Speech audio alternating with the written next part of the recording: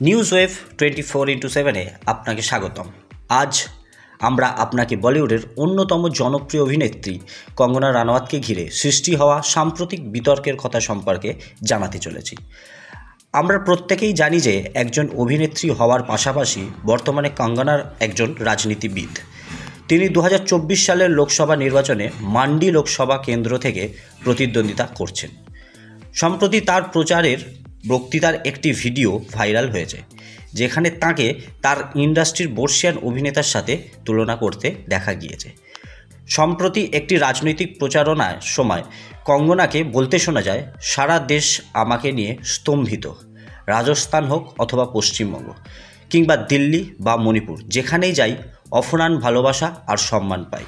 আমি হলফ করে বলতে পারি, ইন্ডাস্ট্রিতে অমিতাভ বচ্চনের পরে যদি কাউকে এত সম্মান দেওয়া হয় তাহলে সেটা আমি।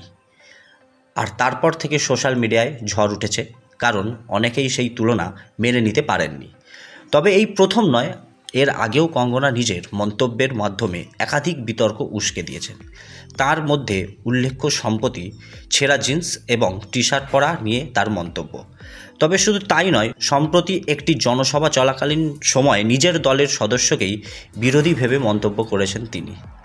আজ এই পর্যন্তই বন্ধুরা। আরও এরকম আপডেটের জন্য লাইক, শেয়ার এবং সাবস্ক্রাইব করতে ভুলবেন না।